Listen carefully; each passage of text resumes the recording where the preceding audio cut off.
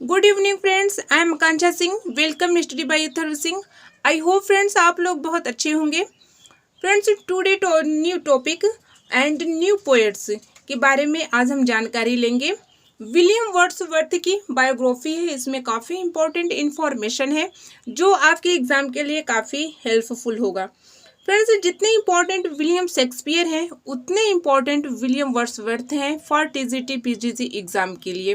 तो I hope friends video and तक देखेंगे। चैनल को लाइक सब्सक्राइब शेयर जरूर कर दीजिएगा। तो फ्रेंड्स देखते हैं विलियम वर्ड्सवर्थ 1770 से 1850 के बीच में क्या क्या हुआ है। तो अगर रेडी हो फ्रेंड्स वीडियो को स्टार्ट करते हैं। William Wordsworth is a major poet in English literature. William Wordsworth English साहित्य के मेजर पोएट हैं, एक महान कवि हैं। He is probably the greatest poet of nature in the world. वह संभवतः संसार में प्रकृति के महान कवि माने जाते हैं।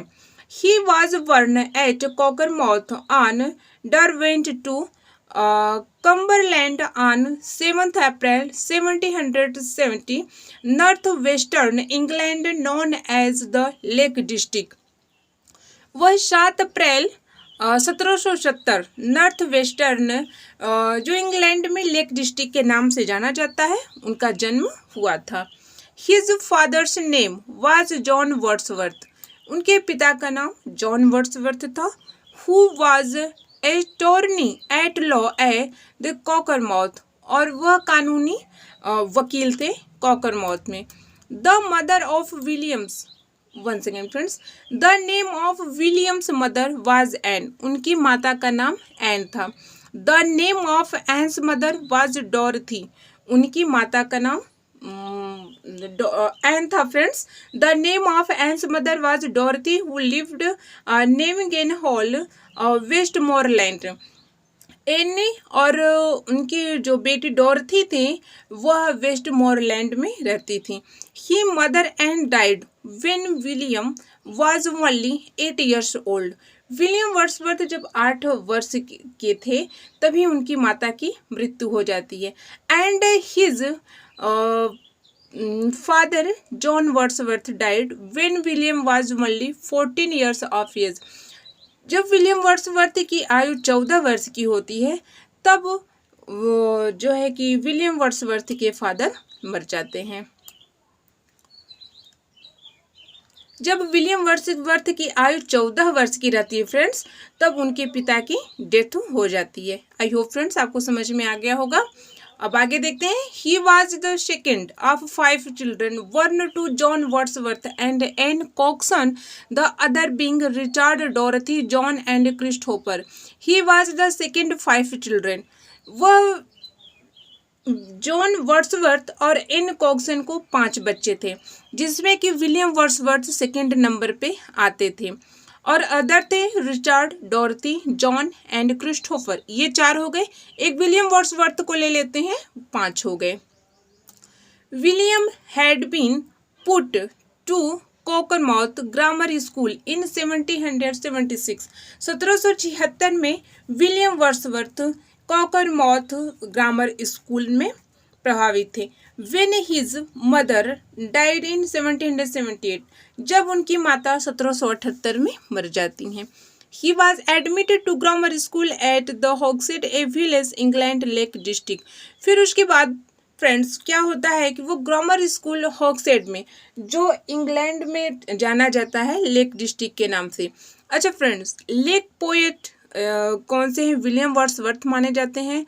एक आपके एस.टी. कोलरिज और सऊदी, 3 लेक पोएट्स माने जाते हैं। Williams father died in 1783। उनके पिता की मृत्यु 1783 में हो जाती है। He and his brothers and sister were placed under the guardianship of their uncle. उसके बाद जब उनके पिता की मृत्यु हो जाती है तो उनके भाई और बहन गार्जियनशिप में जो है कि आरक्षण में अपने अंकल के यहाँ रहते हैं, अपने अंकल के आरक्षण में रहते हैं। In October 1887 William was admitted to St. John's College, Cambridge university. 1887 में William Wordsworth ST. Joseph college, Cambridge university में he published he first prize writing a sonnet in European magazine. Cambridge university में European magazine को William Wordsworth ने पहली बार published किया था। I hope friends आपको समझ में आ गया होगा। कैम्ब्रिज यूनिवर्सिटी में यूरोपियन मैगजीन को विलियम वर्ड्सवर्थ ने पहली बार पब्लिश्ड किया था। फिर आगे देखते हैं friends. He was awarded his BA degree on 27 January 1791। BA की डिग्री 27 जनवरी 1791 में उनकी हुई। Then he went back to Cockermouth having no clear outline of his father career. उसके बाद वो कॉकरमाउथ वापस आ जाते हैं और यहीं से उनका कैरियर शुरू होता है। In February 1793 he first fixed his the mind on composition of two great poem. 1793 में विलियम वर्ड्सवर्थ की दो महान पोयम आई थी, descriptive sketches and evening walk. जब उन्होंने अपने कैरियर की शुरुआत किए थे, जब पोयम की दुनिया में जब वो आए थे, तब उन्होंने दो पोयम जो है कंपोजिशन किया था। उनकी दो ग्रेट पोयम थी, डिस्क्रिप्टिव स्केच और इवनिंग वॉक, जो 1793 में आई थी। In 1798 Wordsworth and Coleridge produced lyrical ballad manifesto of English romantic criticism.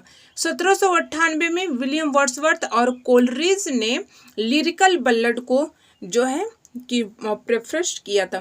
Friends, जब विलियम वर्ड्सवर्थ पोयम की दुनिया में आते हैं तो एस.टी. कोलरिज उनसे काफ़ी प्रभावित होते हैं और उनके जो क्वालिटी है उसको देख करके वो काफ़ी प्रभावित होते हैं और उनको जो है कि और आगे बढ़ने में उनका सपोर्ट करते हैं।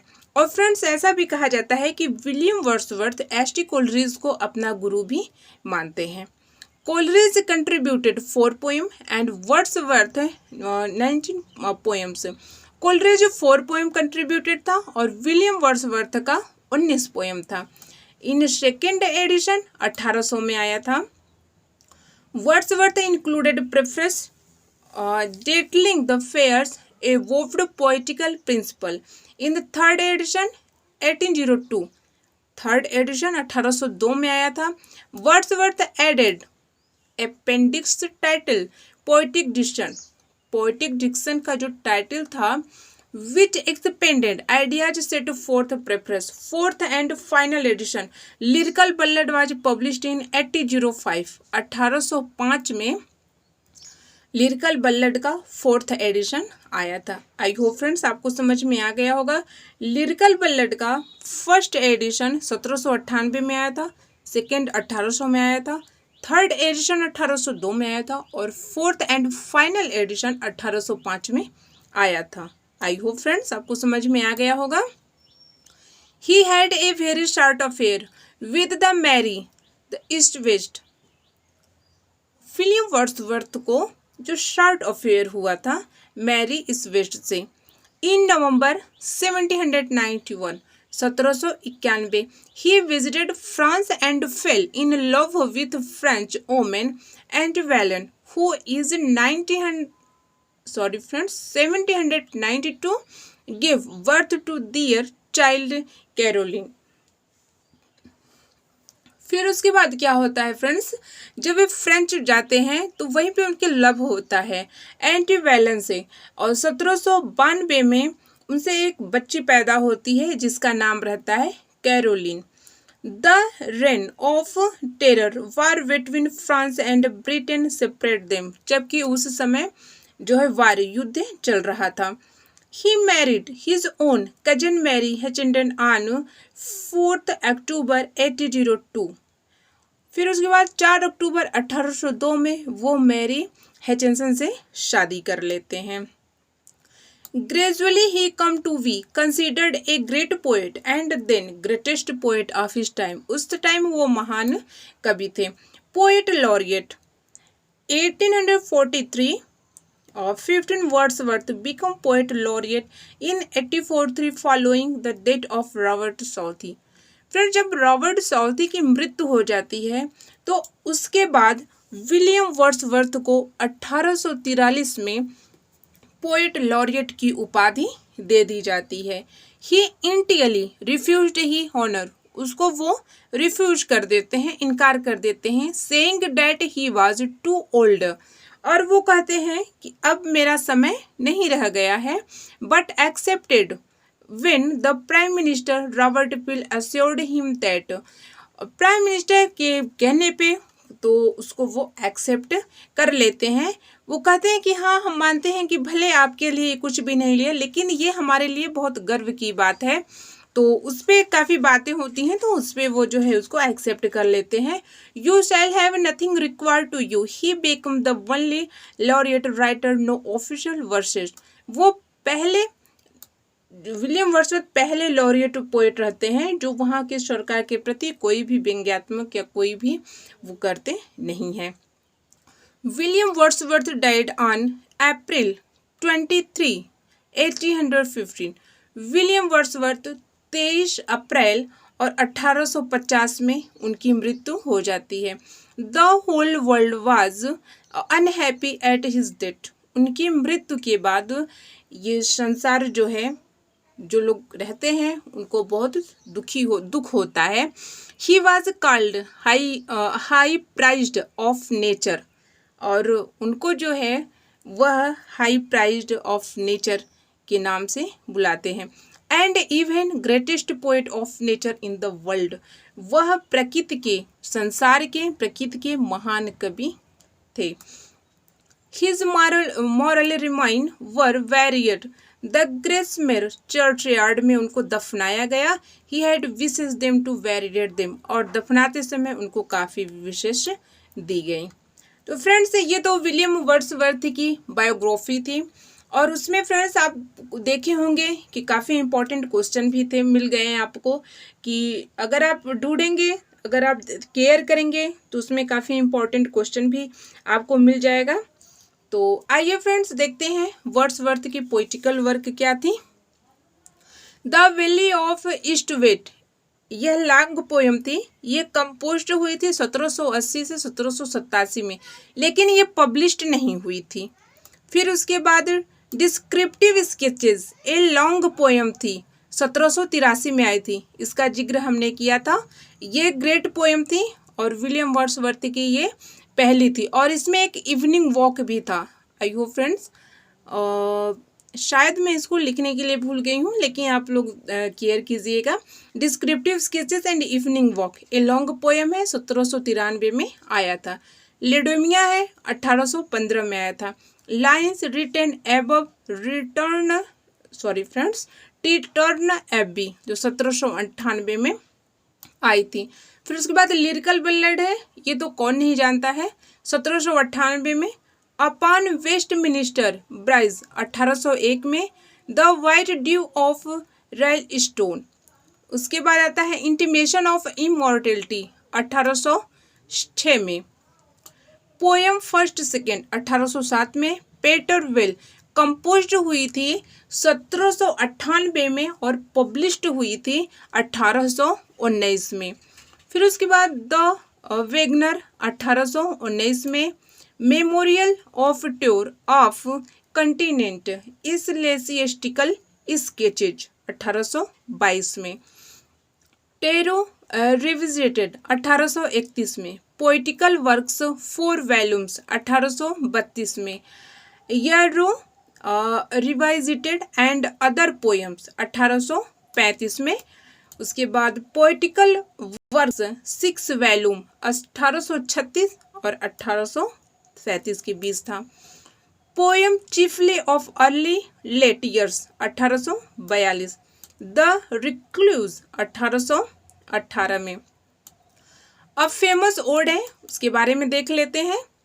Intimation of immortality from recollection of early childhood, ode to duty, ode on installation of his royal highness Prince Albert as chancellor of University of Cambridge. Ode composed of May morning, vernal ode, ode to licorice है. फिर उसके बाद आता है ode morning of day appointed for general thanksgiving. Invocation to the earth, ode. अब sonnet के बारे में देख लेते हैं. मिस लेसनेसियस सोनेट 1807 में. The river Duddon a series of sonnets to rev doctor Wordsworth 1820 में. अब ये प्रोज है, उसको देख लेते हैं. Letters of Dorothy William Wordsworth prose 1967 में. Letters of the Wordsworth family 1969 means 1969 में. लिटरेरी क्रिटिसिज्म 1966 1966 में. प्रोज वर्क 1896 में. The love letters of William and Mary Wordsworth 1981 में.